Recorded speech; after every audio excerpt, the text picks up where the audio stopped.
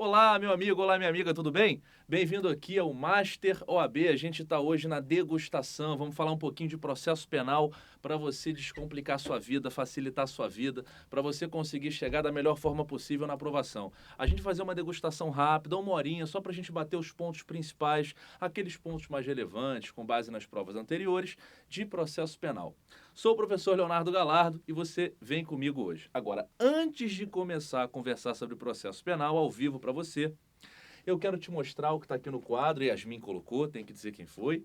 Yasmin que está no chat aí com você, daqui a pouco ela vai aparecer com as suas perguntas. Ela colocou o seguinte: masteroab.com.br, acessa o site, entra lá, faz o seu cadastro, é simples, é rapidinho, em poucos minutos você está cadastrado. E aí olha só que legal, vai ter um sorteio que vai ser no dia 1º, na sexta-feira, ao vivo, durante a degustação da próxima sexta. E nesse sorteio vão ser sorteadas 4 bolsas integrais. Agora, não é só uma bolsa integral, não, são 4 bolsas integrais. E mais do que isso, essas bolsas vão durar até você ser aprovado na OAB. Olha que legal, você se cadastra uma vez só. Aí você é sorteado ao vivo dia 1º, e se você for um dos 4 contemplados, você vai ter uma bolsa integral do Master OAB para você estudar toda a matéria pertinente ao OAB, e você vai estudar quantas vezes você quiser. Você vai passar de primeira, porque com a gente aqui, se Deus quiser, tudo vai correr bem. Mas você vai ter quantas vezes quiser até você ser aprovado, tá legal? Então, fica atento a isso, é bem legal, uma promoção sensacional aqui do Master OAB, tá legal? Bom, vamos começar então, vamos bater um papo, trocar uma ideia sobre o processo penal. O que a gente pode começar a conversar para introduzir o assunto para você? A primeira coisa que eu quero te passar é que existe algo chamado persecução penal. O que é persecução penal? Persecução penal é um nome estranho, um nome esquisito, mas ele quer dizer algo bem simples. A persecução penal é uma atividade do Estado. É a atividade do Estado de reprimir as infrações penais. É a atividade do Estado de reprimir as infrações penais. Infração penal é tudo aquilo de errado que alguém pode praticar no Brasil. Crime ou contravenção. Como é que a gente faz para reprimir os crimes que aqui são praticados? Como é que a gente faz para reprimir as contravenções que aqui são praticadas? A gente faz a persecução penal. E o que é interessante sobre a persecução? O interessante é que ela, na verdade, se divide em 2 momentos. Ela se dá em 2 fases distintas.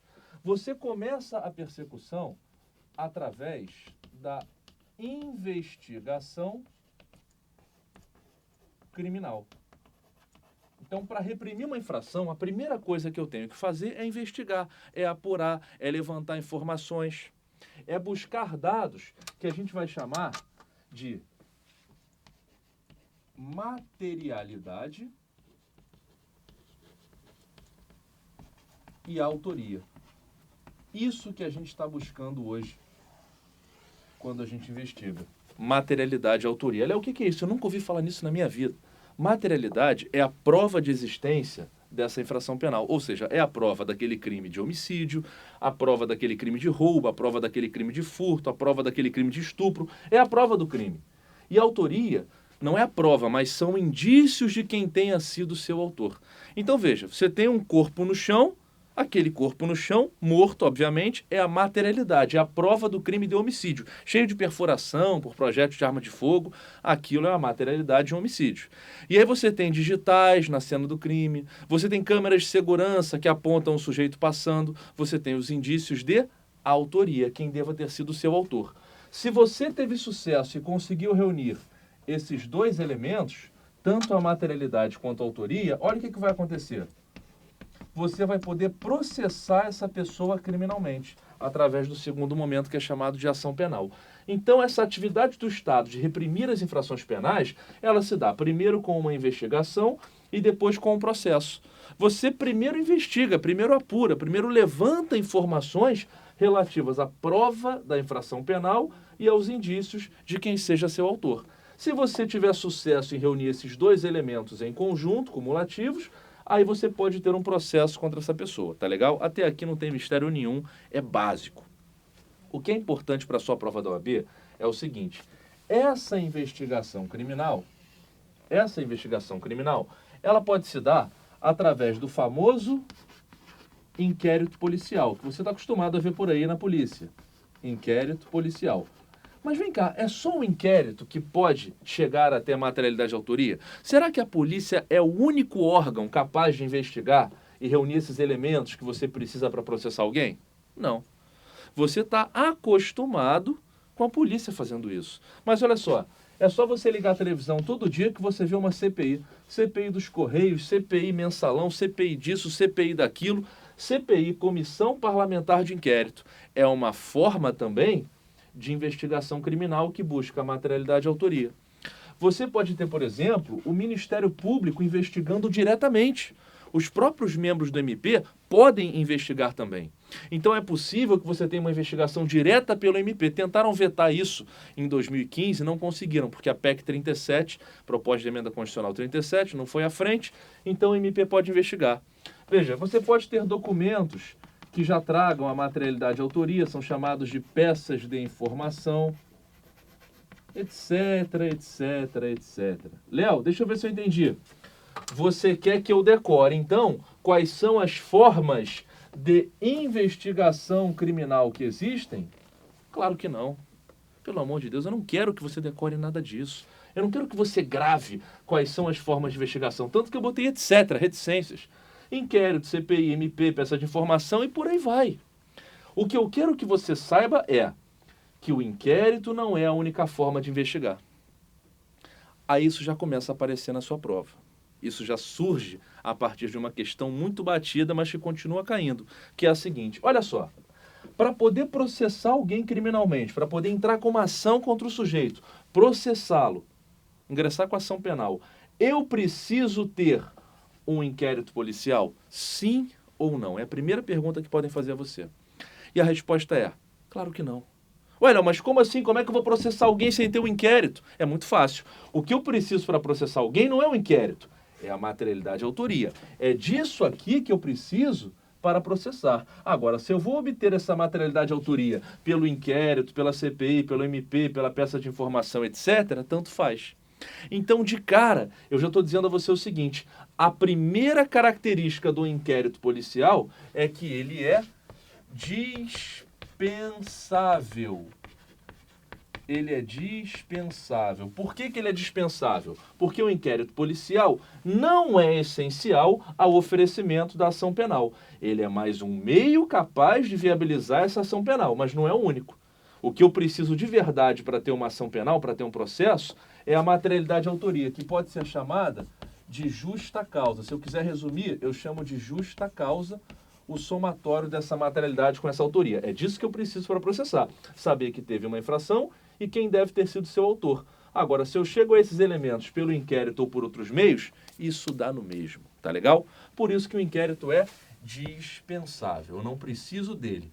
Aí sabe como é que a prova da OAB tenta te derrubar? Ela tenta te derrubar assim: o inquérito é indisponível. Aí você: não, ele é dispensável. Veja, ele é indisponível também. As duas características convivem perfeitamente. Uma não tem nada a ver com a outra. Pode até parecer, os nomes podem se confundir, mas são coisas totalmente diferentes. Olha só, quando eu falo que ele é indisponível, eu estou falando do artigo 17 do Código de Processo Penal. O que esse artigo 17 está falando para mim? Ele fala o seguinte: a polícia, o delegado de polícia, ele não pode mandar arquivar os autos do inquérito policial em nenhuma hipótese. Em nenhuma hipótese. Espera aí, Léo, você está me dizendo que o inquérito, então, vai durar para sempre? Não, ele vai acabar sendo um dia, ou ele vai virar uma ação, ou ele vai ser arquivado. Mas o arquivamento jamais será feito pelo delegado de polícia. Jamais será feito pela autoridade policial. A autoridade policial não pode, em hipótese alguma, arquivar inquérito. Léo, peraí, então e se o inquérito estiver horrível? Se a investigação estiver fluindo mal? Se você percebe que não vai conseguir reunir a justa causa, você vai carregar aquele inquérito mesmo assim, aquele fardo? Vai. E aí lá na frente, o Ministério Público pede o arquivamento e o juiz arquiva, mas o delegado não vai arquivar. Então, olha só, de novo, para ficar claro para a tua cabeça, vamos lá. O inquérito é dispensável porque ele não é essencial ao oferecimento da ação penal. Agora, uma vez instaurado, uma vez iniciado, aí não tem volta. Porque uma vez instaurado, ele é indisponível e a autoridade policial tem que ir até o fim com esse inquérito, não vai poder mandar arquivar em hipótese alguma. Aí a prova da OAB fala assim, olha, a autoridade policial poderá mandar arquivar os autos do inquérito apenas quando tiver prescrito. Aí você pensa, deve ser uma exceção. Não, não tem exceção nenhuma. Percebeu? Não tem, ela vai tentar te botar várias exceções. Não existe exceção. Tranquilo? Beleza, olha só. Existe uma terceira característica que eu quero falar para você que é importante, que vai falar que o inquérito é sigiloso. Sigiloso. E aí o sigiloso é o artigo 20 do Código de Processo Penal. Isso também tem sido cobrado em prova. Olha só, por que o inquérito é sigiloso? Por dois motivos. Primeiro, porque se eu abro a boca demais, eu de um lado atrapalho a minha investigação e de outro lado eu mancho a figura daquele sujeito que está sendo investigado. Porque olha só, ele não foi nem processado ainda. Eu ainda estou falando lá da fase inicial. Eu não tenho nem processo. Quanto mais uma condenação, que seria o final desse processo. Então, se o sujeito nem processado foi, ele é inocente.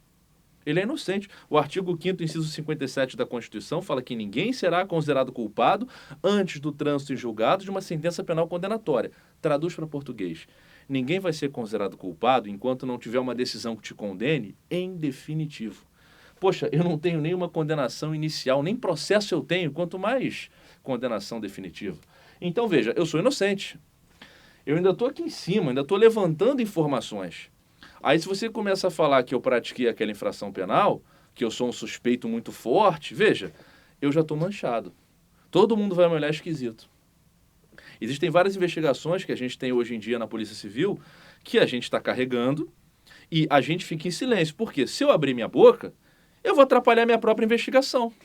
Porque aí você vai saber o que eu vou fazer, quais são meus próximos passos, e eu não vou conseguir, quando eu chegar, eu não vou ter sucesso. De outro lado, se eu abrir minha boca, além de atrapalhar minha própria investigação, eu sujo a sua imagem. Porque se amanhã ou depois você nem processado for, veja, você já está mal visto pela sociedade. É por isso que o inquérito é sigiloso. O artigo 20 diz que a autoridade policial deverá assegurar o sigilo necessário à elucidação do fato criminoso. Léo, até aqui tranquilo. O inquérito é dispensável porque eu não preciso dele, ele é apenas mais um meio de investigação. O que eu preciso é da justa causa e não dele. Ele é, por outro lado, indisponível, porque embora não precise, se eu instaurar, eu tenho que ir até o fim. E ele é sigiloso porque a autoridade deve mantê-lo em sigilo. Não deve expor as informações para não atrapalhar a investigação e para não atrapalhar a própria figura do investigado. E daí, tem alguma coisa relevante aqui? Tem algo muito relevante. E isso eu estou dizendo justamente porque você está se preparando para a OAB. Olha só, existe uma súmula vinculante 14 do STF. E essa súmula vinculante 14 do STF, ela bate de frente com essa informação de que o inquérito é sigiloso. E isso tem caído no OAB por quê? Porque a súmula vinculante 14 do STF fala que é direito do defensor, no interesse do representado, ter acesso amplo aos elementos de prova que já documentados em procedimento investigatório, realizado por órgão com competência de polícia judiciária, digam respeito ao exercício do direito de defesa. Agora, pega esse texto enorme da súmula e resume para mim, Léo. Vamos lá. O advogado do investigado tem acesso amplo ao que está documentado no inquérito. Ih, Léo, peraí, então eu estou confuso. Porque você está dizendo que o inquérito é sigiloso. Mas, por outro lado, está falando que o advogado do investigado tem acesso. Ele é sigiloso ou tem acesso? As duas coisas. Olha só, o inquérito é sigiloso para as pessoas comuns. Mas o advogado, não é qualquer advogado, é o advogado do investigado, ele vai ter acesso total ao que tiver no corpo do inquérito. Então é mais ou menos assim, você chegou na minha delegacia e falou assim, Léo, eu quero dar uma olhada nesse inquérito. Eu sou uma pessoa comum. Eu falo, vaza. Aí você volta amanhã. Léo, eu quero dar uma olhada nesse inquérito. Eu sou advogado, fiz a prova da OAB aqui, do Master OAB, sou advogado. Eu falo, vaza também. Aí você volta no terceiro dia, Léo, quero dar uma olhada nesse inquérito. Olha só, eu sou advogado desse cara que vocês estão investigando nesse inquérito. Eu falo, então peraí, então vem. Então vem porque a súmula vinculante 14, ela diz que você tem acesso. Percebeu? Isso é muito importante, muito importante. E mais, lei 13245. Olha o ano. 2016. Essa lei é do início de 2016 e ela veio para reforçar tudo que a súmula já dizia. Mas sabe onde é que isso vai cair? Não vai ser em processo penal, não. Isso vai cair lá em deontologia. Porque a Lei 13.245 de 2016, ela pegou o que a súmula falava e jogou para dentro do Estatuto da OAB. Ela está reforçando os poderes do advogado. Então dá uma olhadinha lá no Estatuto da OAB, lá em deontologia, porque isso aqui vai ser cobrado. Essa súmula foi levada para dentro do seu estatuto, com alguns acréscimos. O advogado ganhou muitos poderes no primeiro semestre de 2016, tá legal? Mas volta para cá, olha só, Léo, vamos lá, vamos fazer um resumo aqui. Eu quero investigar, eu quero descobrir como é que eu faço para processar uma pessoa, como é que eu faço para que uma infração penal possa gerar uma punição, para que a pessoa não fique impune, para que tudo corra bem. Beleza, então você vai fazer o que a gente chama de persecução penal. Essa atividade do Estado, veja, quando eu falo Estado, não é o Estado do Rio de Janeiro, o Estado de São Paulo, é do Estado brasileiro, tá legal? Essa atividade do nosso Estado brasileiro para reprimir aquilo que é praticado de errado aqui, vai se dar em dois momentos. Primeiro, eu apuro o que aconteceu, leia-se, a prova da infração penal e os indícios de quem seja seu autor, para, em obtendo êxito na justa causa, eu poder processar o indivíduo. Você, na prova da OAB, tem duas cobranças muito importantes. Uma delas é o inquérito policial, que a gente vai bater muito a fundo ao longo dos encontros que a gente tem no programa do Master OAB. Isso aqui é só uma degustação, não vou tocar todos os temas, não tem como. E outro tema muito importante é a ação penal. Eu vou falar com você uns 4 blocos de meia hora, mais ou menos, sobre inquérito. Uns 6 blocos de meia hora sobre ação penal. A gente vai ver bastante coisa. Fora os exercícios, tá?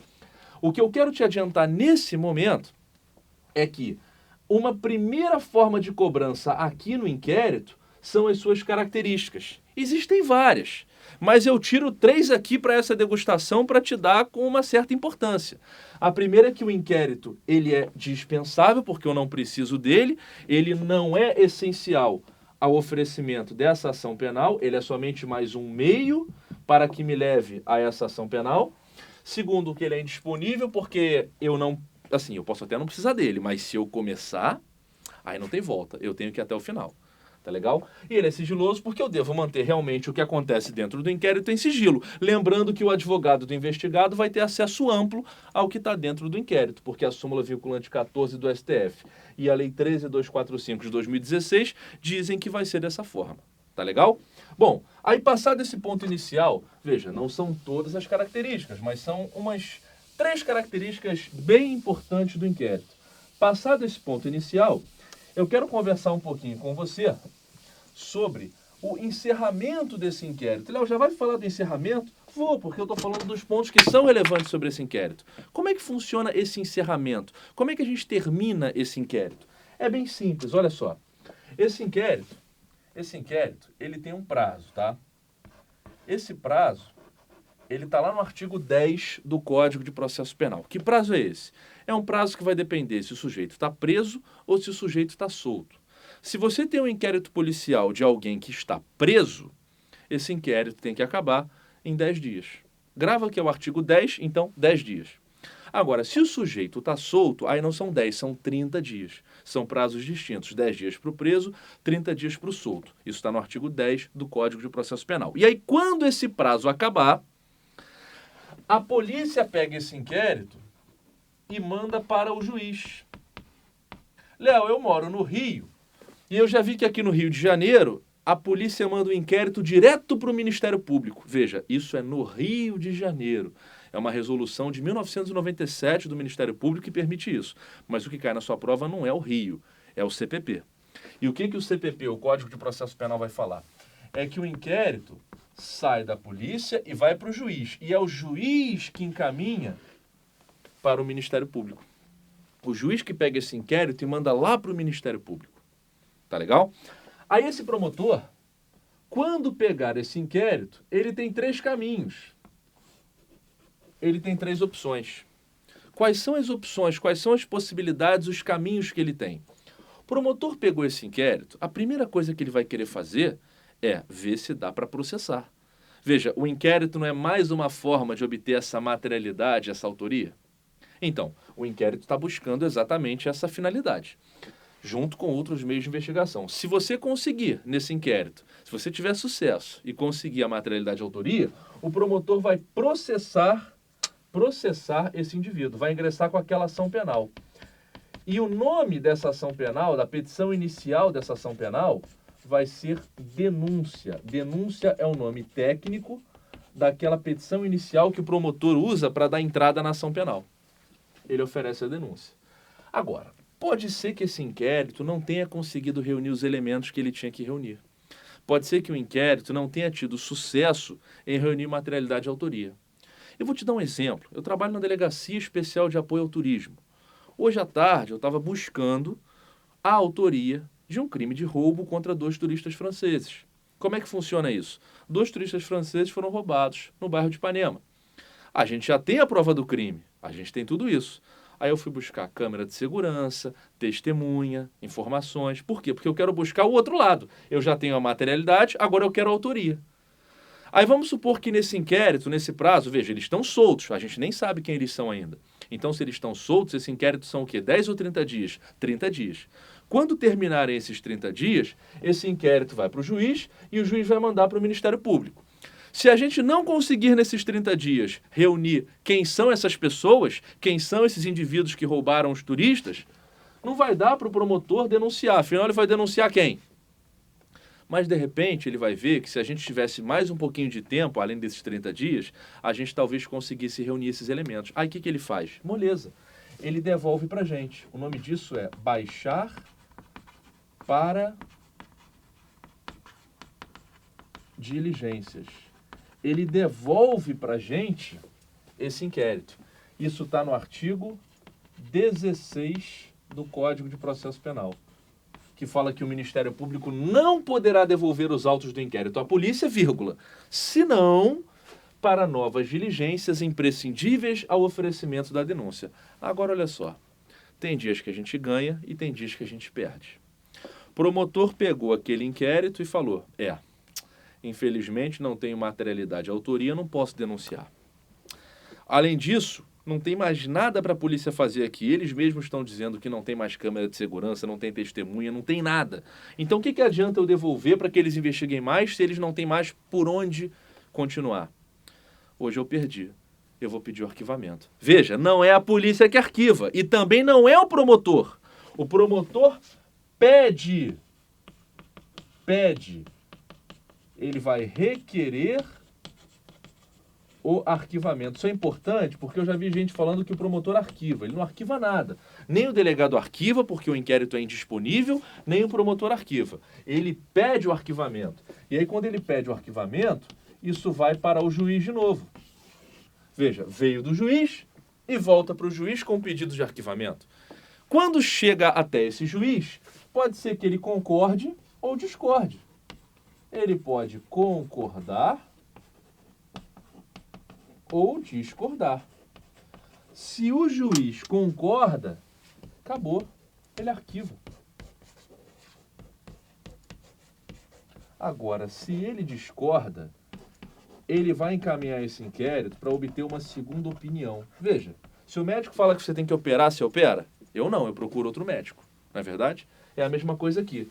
Se você tem um pedido de arquivamento e o juiz discorda, ele não vai pedir para o MP reconsiderar. Oi? O arquiva saiu um pouquinho. O arquiva saiu. Então, peraí, vamos corrigir esse arquiva, que o arquiva está um pouquinho acima. Vou botar ele um pouquinho mais para baixo. Concordou. Arquiva. Melhor? Tranquilo? Sim. Então, vamos lá. Galera, voltando. Se o juiz concorda, ele arquiva. Se ele discorda, ele vai remeter ao Procurador-Geral de Justiça, que é o chefe desse promotor aqui. E aí esse procurador tem 3 caminhos. Primeiro, ele pode pensar o seguinte, poxa, ainda bem que esse juiz discordou e me mandou. Ainda bem que ele discordou e me enviou esse inquérito. Isso é caso de oferecer denúncia. Eu não sei de onde esse sujeito tirou, que era para arquivar. Ele vai sentar no gabinete dele e vai oferecer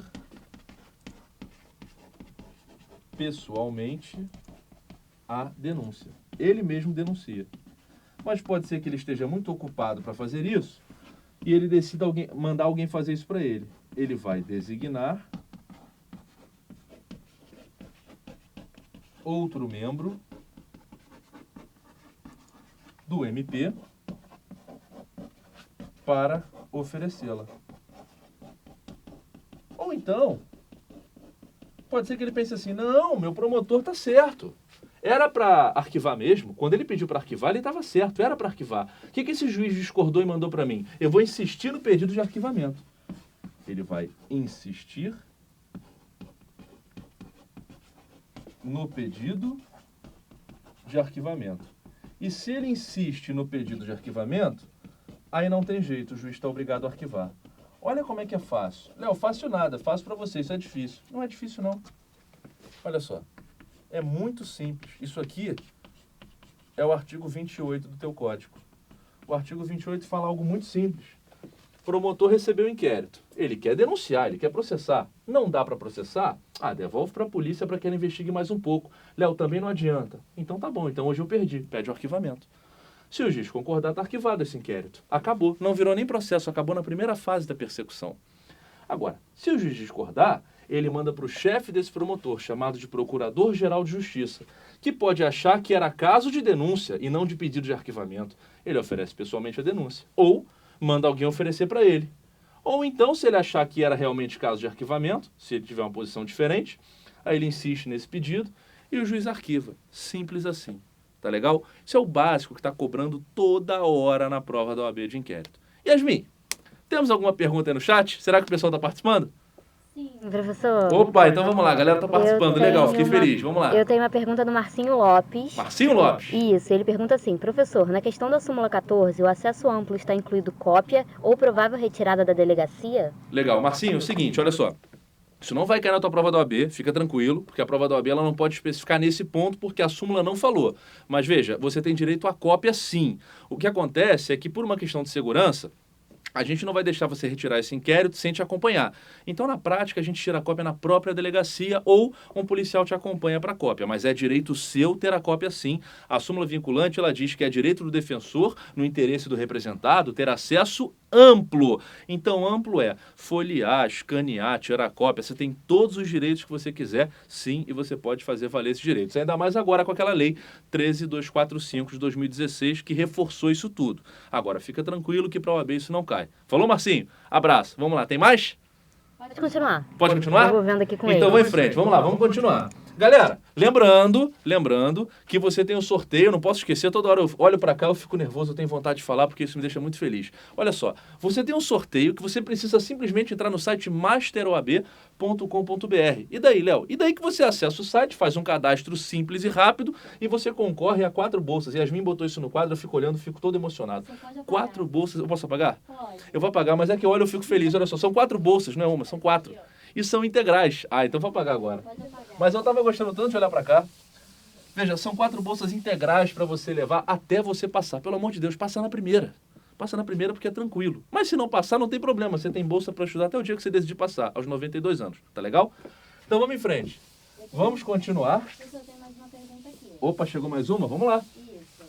O Emerson Lima, ele faz a seguinte pergunta. O procurador, sendo da PGR, a denúncia irá direto ou para a Câmara de Revisão? Câmara de Revisão, meu amigo, não é para o PGR, é para a Câmara porque aí é diferente, é no âmbito federal. No âmbito estadual é o PGJ, no âmbito federal é a Câmara de Revisão. Tá legal? Mas... Excelente aula, didática 100%. Obrigado. Deixa pra lá. Vamos lá. Ó, a aluna, ela faz uma pergunta. Vamos Não lá. cabe mais nenhum recurso?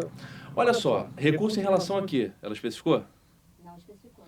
Porque assim, o que a gente tem de recurso para a gente conversar é o seguinte, deve ser sobre esse aspecto do arquivamento do inquérito. Isso, exatamente. Vamos lá, o que acontece? Quando o inquérito está arquivado, como regra, isso está sujeito à cláusula rebus sic stantibus. Eu vou detalhar tudo isso ao extremo no nosso módulo lá do Master OAB. É que como eu estou na degustação, só tem 1 hora, eu quero tentar falar do máximo de temas possíveis, por isso que eu não estou aprofundando tanto.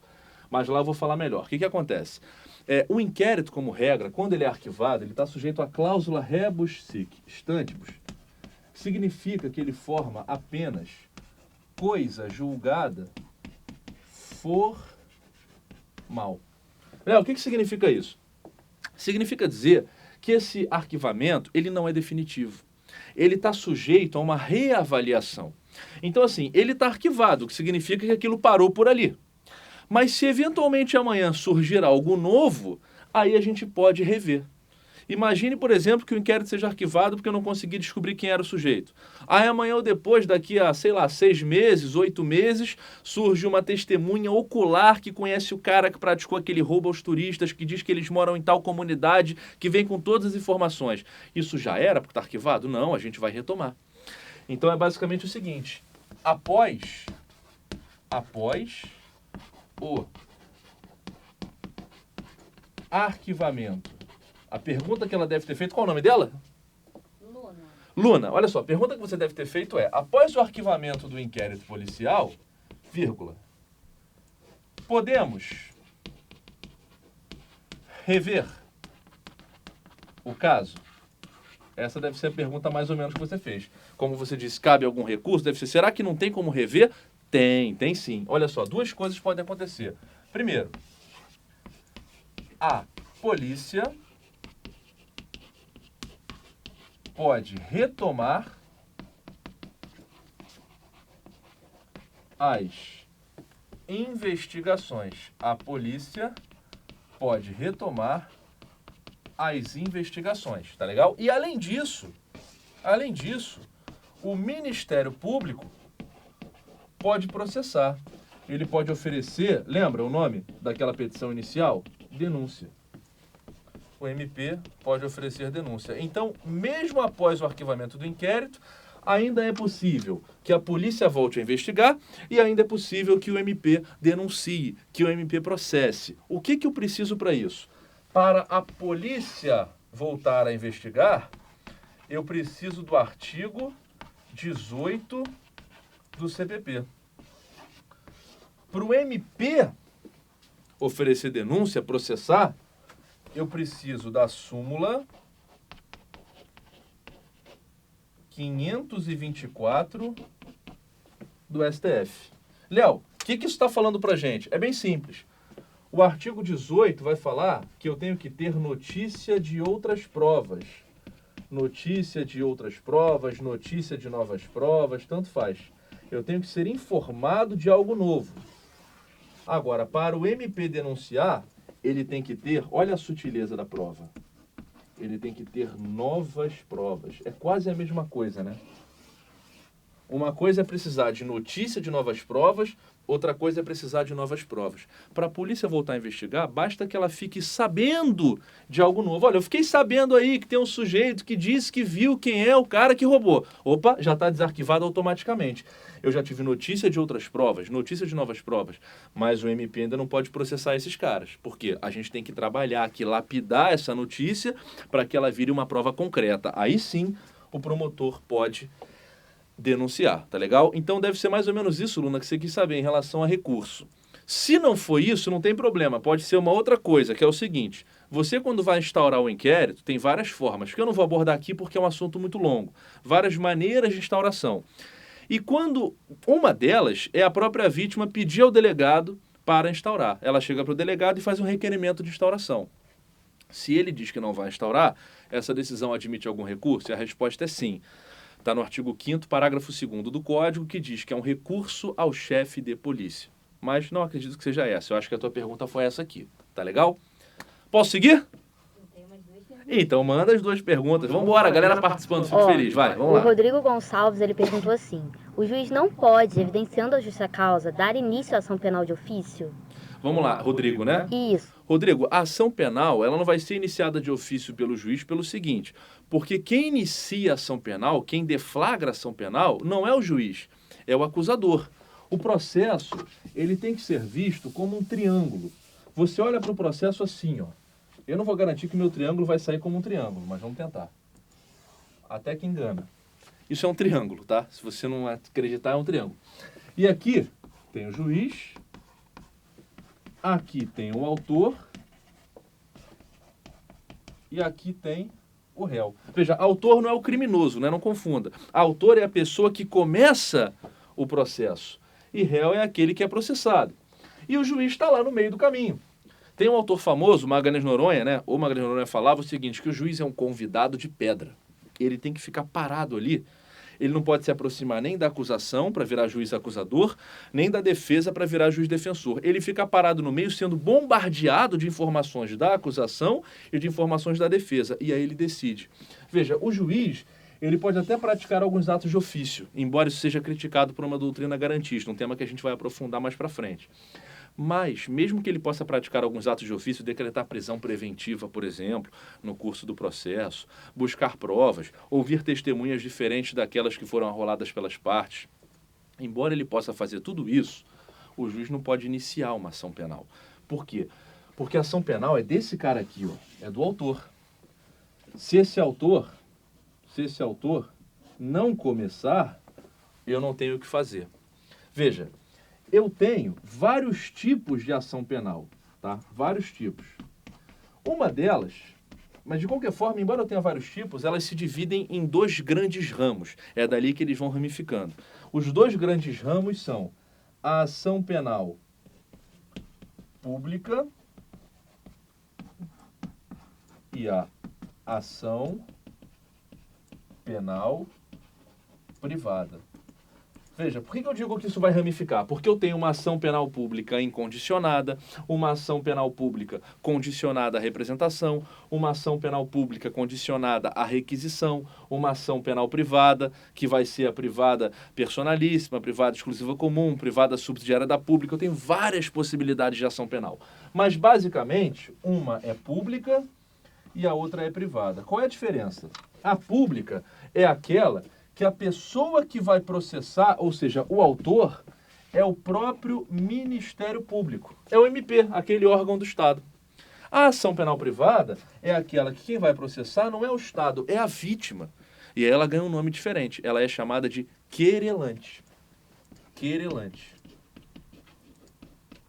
Então veja, se você naturalmente praticar um homicídio, não é a vítima, a família da vítima que vai te processar, é o Ministério Público que te processa.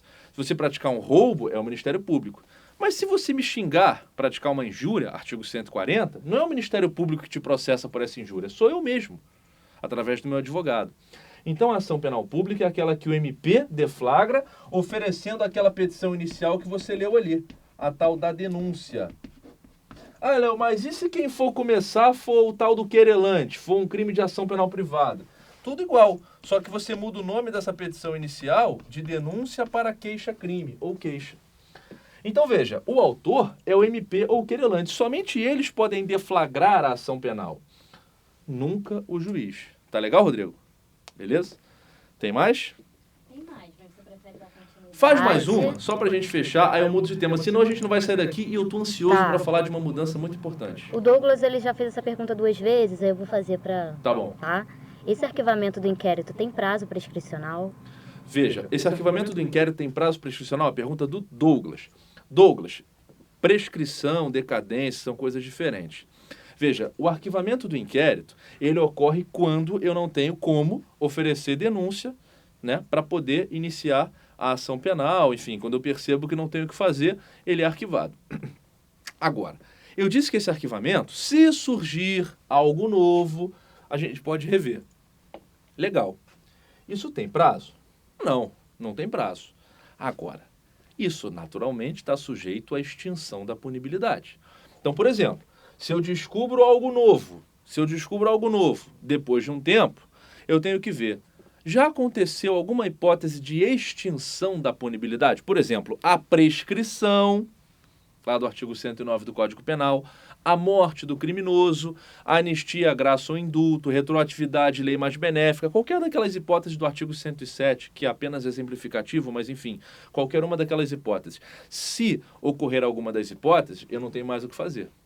Mas enquanto não ocorrer, aí eu tenho como prosseguir. Então, assim, de maneira bem objetiva para responder sua pergunta, eu posso, depois que o inquérito é arquivado, voltar a investigar, eu posso denunciar, eu posso fazer tudo isso, desde que não tenha ocorrido ainda quando aparecer algo novo, a extinção da punibilidade, que se dá de várias maneiras, dentre elas a prescrição. Então, naturalmente, a prescrição, ela impediria que eu prosseguisse. A prescrição, se ela acontecer, ela faz com que você tenha a perda do direito de punir aquela pessoa. E aí não tem como você agir, porque vai faltar uma condição da ação, que a gente chama de interesse de agir, e também possibilidade jurídica do pedido. Mas tudo isso é abordado de maneira mais profunda, tá legal? Deixa eu seguir aqui. Eu fico feliz que são muitas perguntas, mas se a gente ficar o tempo todo aqui também, a gente não sai de inquérito. Inquérito é bastante coisa, mas eu também tenho outros assuntos que eu preciso te passar. Olha só, tem um assunto que eu estou preocupado em te mostrar, porque ele mudou muito recentemente, tá? Muito recentemente. Veja, além daquela lei 13.245 que eu te falei de 2016, eu tenho também uma lei, que eu vou botar aqui, que é a 13.257 de 2016. Ela é do primeiro semestre, ela é anterior ao edital do 20º exame, então ela pode cair na tua prova. Ela só não cairia se ela fosse posterior. Por exemplo, agora, no dia 23 de junho, isso não tem uma semana, no dia 23 de junho de 2016, o STF julgou um HC em que ele modificou a natureza do crime de tráfico privilegiado. Isso é lá em direito penal, não é aqui em processo penal. Mas ele modificou a natureza do crime de tráfico privilegiado. É o HC 1185-33 do STF. Esse HC falou que o crime de tráfico privilegiado, previsto no artigo 33, parágrafo 4º da Lei de Drogas, a Lei 11.343 de 2006, ele não é mais considerado um crime equiparado ao hediondo. Então, tráfico privilegiado hoje não é mais equiparado ao hediondo. Isso é uma mudança muito importante, mas uma das mais importantes que eu posso te dizer. Mas isso não vai cair na prova da OAB do 20º exame. Por quê? Porque essa mudança foi dia 23 de junho. E o edital do seu exame foi no dia 6 de junho de 2016. Então, não cai nesse, mas vai cair no próximo, tá? Agora, isso não. Isso aqui aconteceu em março. Então, vai cair no seu exame. O que é isso? Vamos lá, isso aqui não tem nada a ver com direito e processo penal. Isso é a lei da primeira infância, que a Dilma sancionou antes de ser afastada pela comissão de impeachment. É outra coisa, tem nada a ver. Mas isso interfere no processo penal. Por que interfere?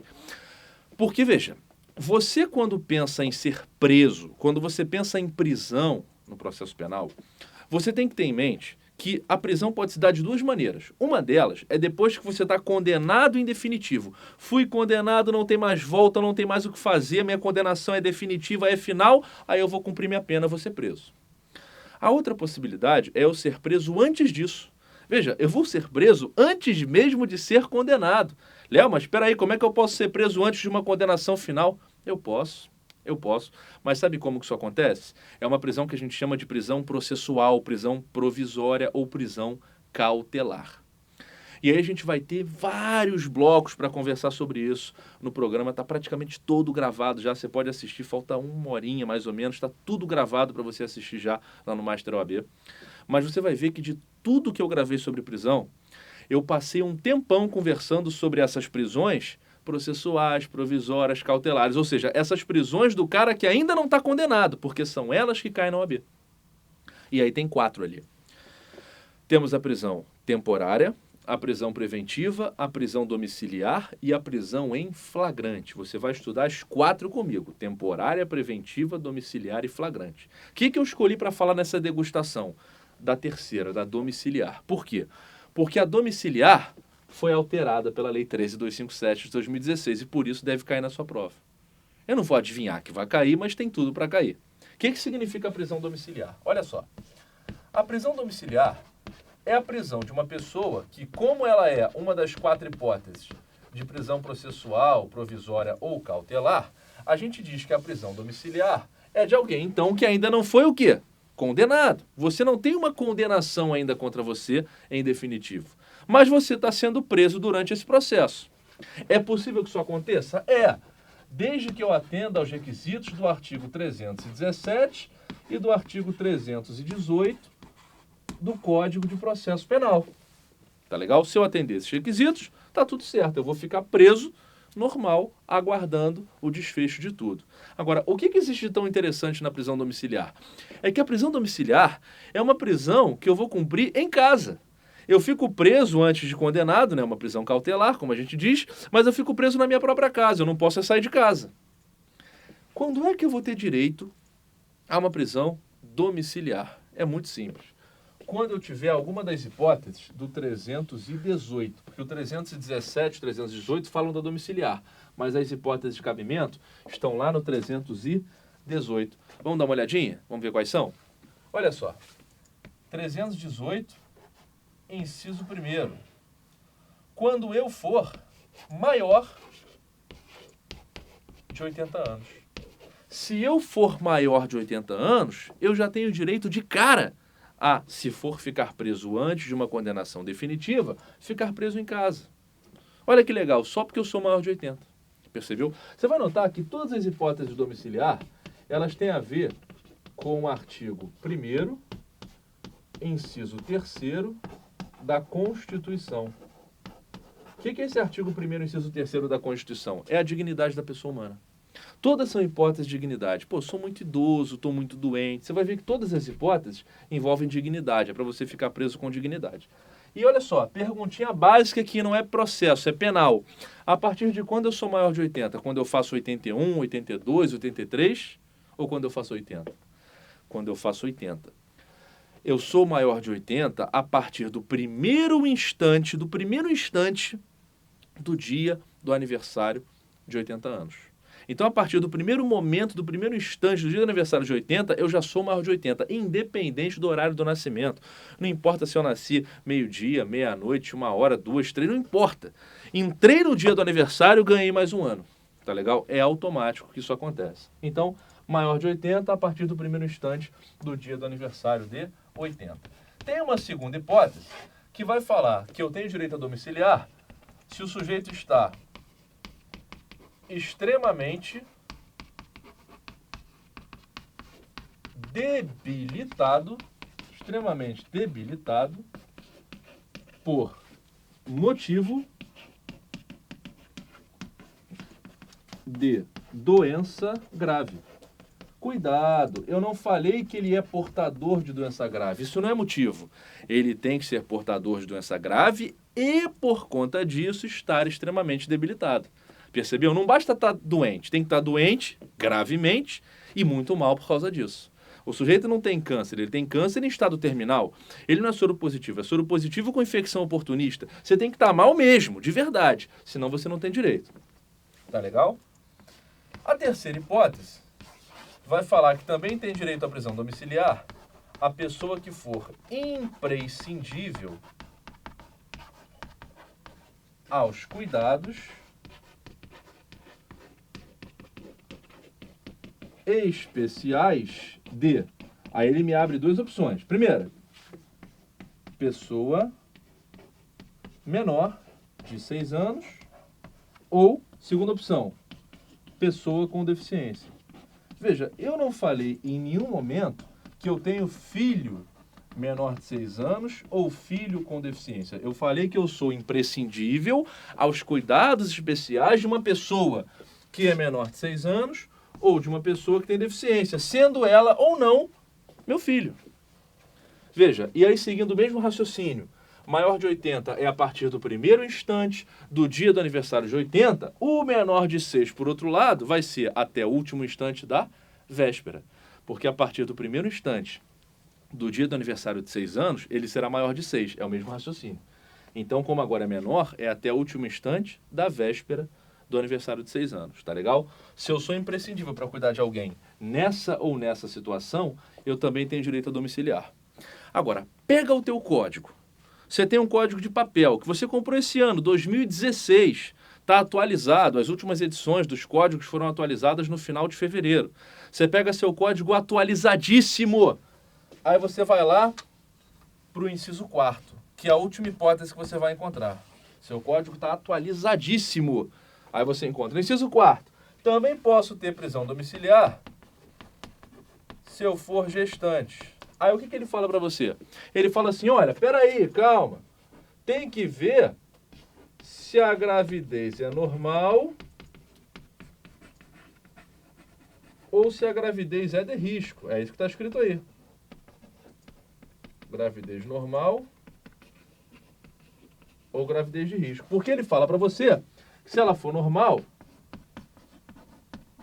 é a partir do 7º mês. Se ela for de risco, é a qualquer tempo. Pelo menos é isso que está escrito no seu código de papel. Aí você vai acessar o site do Planalto para pegar a legislação, pelo menos quem estuda online, eu acho mais fácil, tá? Você está estudando, dá um Alt Tab, já tem o código aberto ali, a Constituição, seja lá o que for, não precisa ficar mexendo em papel, é automático, tudo na tela do computador. Você que não está usando o código de papel, que pegou e abriu no site do Planalto e colocou lá no artigo 318 do Código de Processo Penal, olha o que você encontrou. Você não encontrou nada disso, você encontrou isso aqui, ó. Aqui. Gestante. Só isso. Léo, peraí, meu código atualizadão, ele não fala só gestante não, ele fala tudo isso que você escreveu, sim. Mas o seu código atualizadão já está desatualizado. Por isso que isso vai cair na tua prova. Porque uma lei de março de 2016, super recente, a lei da primeira infância, uma lei que mexe com aspectos da criança, que vai mexer com aquela primeira infância, com a idade da criança 0 a 12 anos, incompletos. Aquela lei, além de mexer com tudo que mexeu, lá do Estatuto da Criança e do Adolescente, etc., ela também alterou o processo penal. Ela mexeu na prisão domiciliar. E sabe como é que ela mexeu na prisão domiciliar?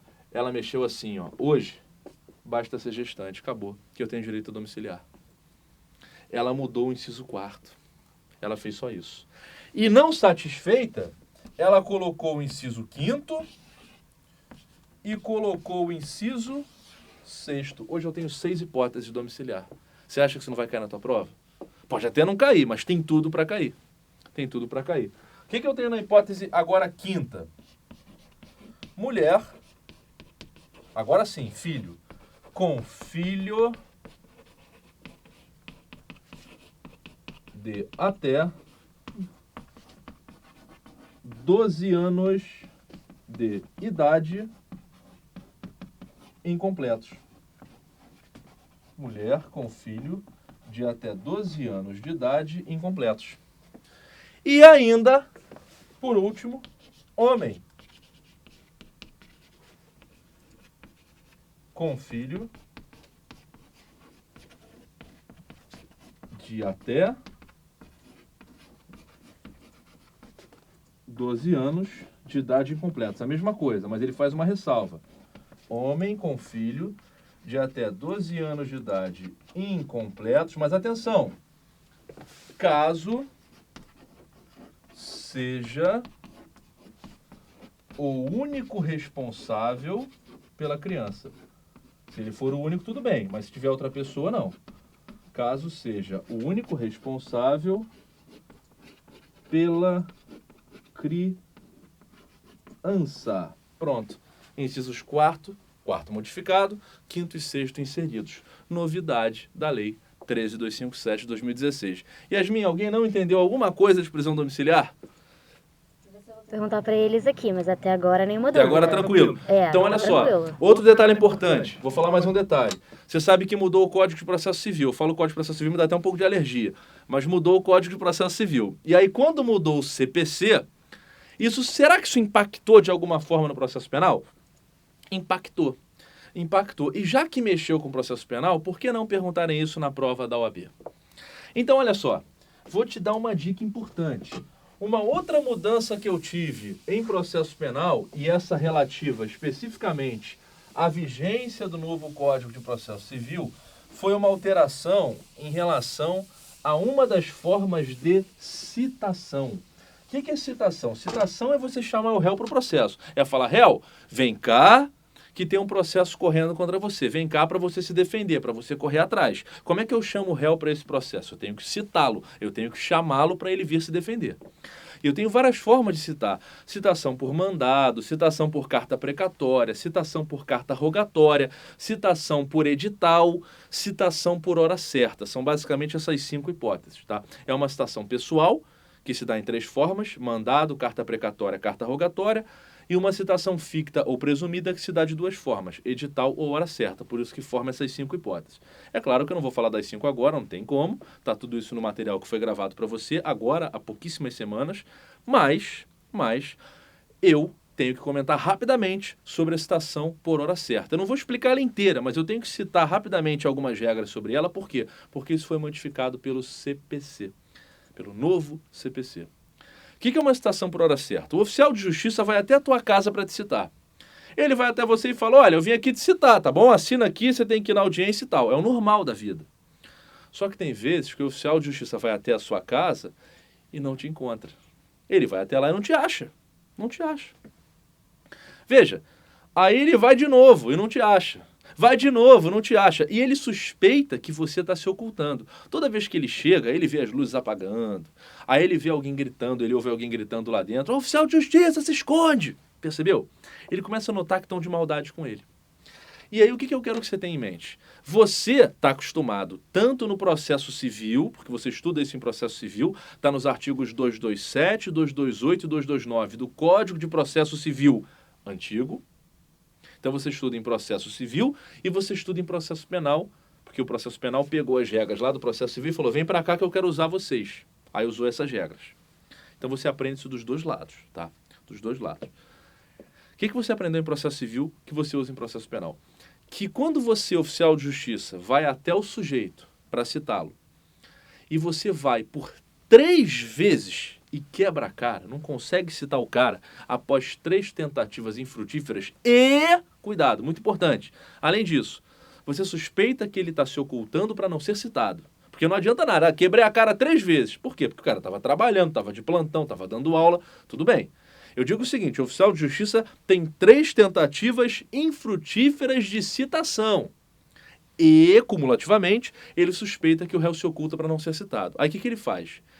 Ele avisa, preferencialmente, alguém da família, ou se não tiver ninguém da família, um vizinho, falando que ele vai voltar no dia imediato, numa hora que ele vai marcar, para citar. Por isso que a gente chama de citação por hora certa. Ele quebrou a cara 3 vezes, viu que você estava se ocultando, agendou para voltar pela 4ª vez, no dia imediato, em hora que ele designe, para te citar. É assim que você aprendeu. Só que o Código de Processo Civil mudou.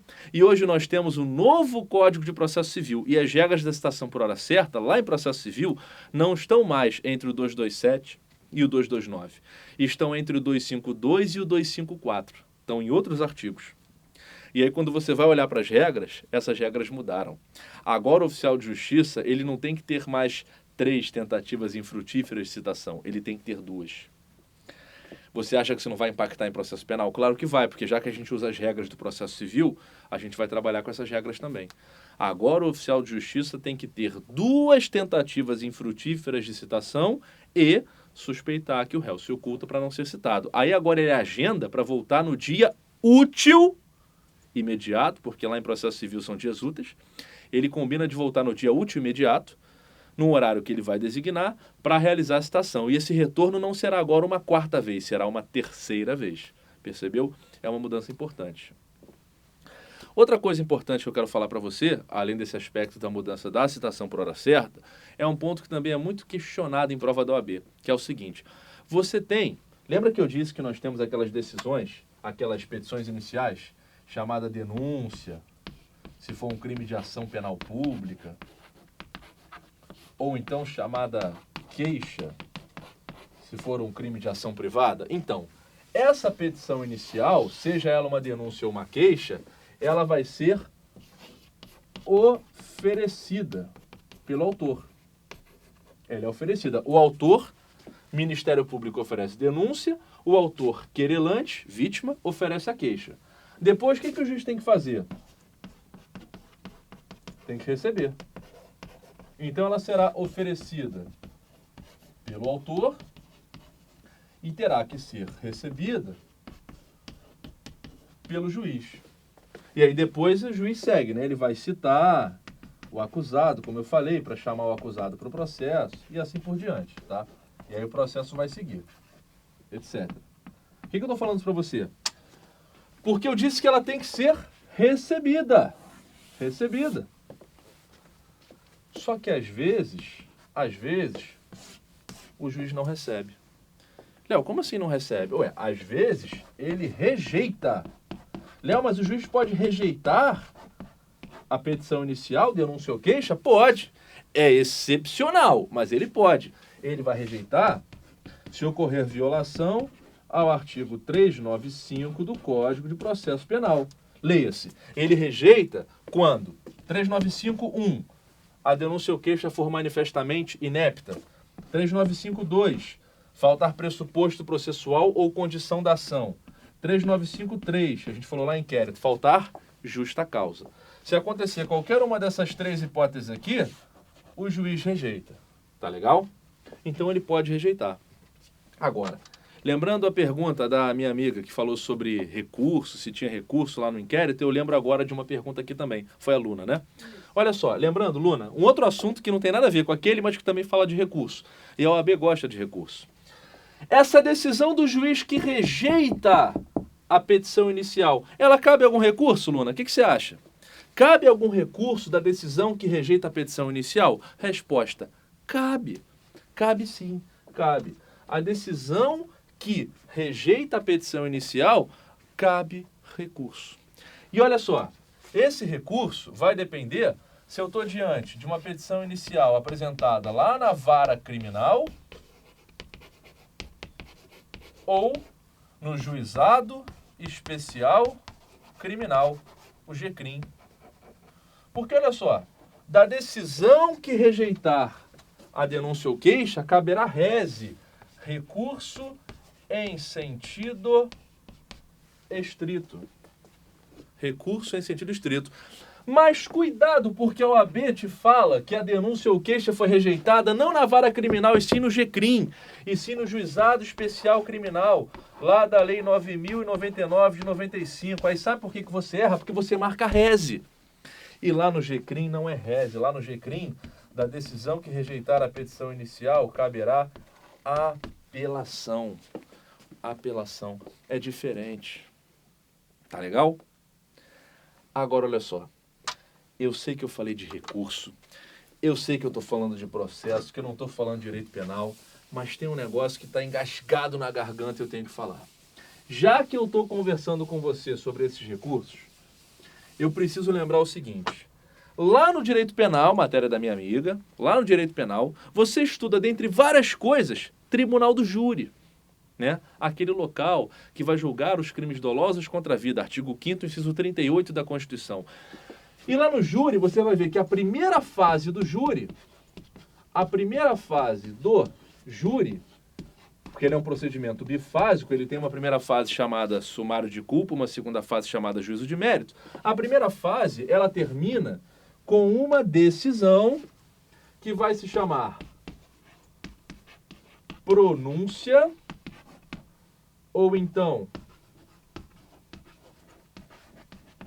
impronúncia ou então absolvição sumária ou então desclassificação. Essas são as 4 decisões que eu tenho ao término da primeira fase do júri. Pronúncia, impronúncia, absolvição sumária e desclassificação. E isso me lembra recurso por quê? Porque cada uma dessas decisões admite um recurso. Cada uma delas admite um recurso.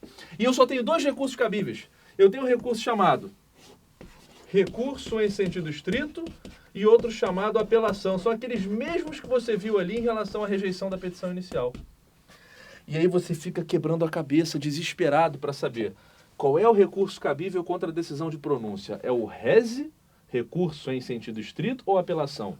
Em relação à impronúncia, qual deles? Absolvição sumária, qual deles? Classificação, qual deles? Olha só, a colega de penal vai te ensinar.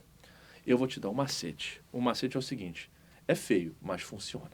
Para você nunca mais na sua vida errar, nunca mais mesmo, você vai lembrar o seguinte. Pronúncia começa com vogal ou consoante? Pronúncia começa com... Bom, isso aí você tem que saber. O P é uma consoante. Qual dessas letras é consoante? O R ou o A? Olha, o R. Consoante com consoante, vogal com vogal. O que começa com consoante é o recurso que começa com consoante. O que começa com vogal, o recurso começa com vogal. Então, olha só. Pronúncia começa com consoante. Então, o recurso também começa com consoante. É o rese. Em pronúncia, começa com vogal. A, E, I, O, U. Então, recurso também começa com vogal. Apelação. Absolvição sumária começa com vogal. Então, recurso também começa com vogal. Desclassificação começa com consoante. Então, o recurso também começa com consoante. Aí você nunca mais na vida esquece, de um jeito feio, mas você nunca mais na vida esquece que o recurso em sentido estrito é o recurso das decisões de pronúncia e desclassificação. E a apelação é o recurso das decisões de impronúncia e absolvição sumária. Tá legal? O nosso tempo está estourado. Já estão chamando a minha atenção, puxando a minha orelha. Estão me olhando aqui já fazendo uma cara esquisita. Então, eu vou fazer o seguinte. Tem alguma pergunta, Yasmin? Tem algumas. Depois a gente pode pegar. E eu posto lá no grupo no Face. Legal, então eu vou Pode fazer o ser? seguinte, para facilitar a sua vida, eu vou compilar as perguntas, vou montar e coloco lá no grupo, ela coloca no grupo do Face para que você possa ter as respostas ali, tá legal? Galera, a gente vai ficar por aqui, nossa degustação é rápida, já fico com gostinho de quero mais, mas a gente vai se encontrar lá na turma e aí eu só quero para quem chegou no meio, para quem chegou um pouquinho atrasado, só reiterar que você tem que acessar o site masteroab.com.br, fazer seu cadastro, por quê? Só para você concorrer a 4 bolsas integrais que nós temos, que vão perdurar não por esse exame, mas até o dia que você for aprovado na OAB. Acessa lá masteroab.com.br para a gente poder te ajudar, tá legal? Qualquer dúvida, vai lá, acessa o site, pergunta, vai no site do Master OAB, faz os comentários que você quiser, curte a minha fanpage, Professor Leonardo Galardo, participa da rede para a gente poder continuar, tá bom? Um grande abraço, espero que você tenha gostado, que você tenha curtido. Boa sorte, bons estudos e a gente se encontra lá no Master OAB. Tchau!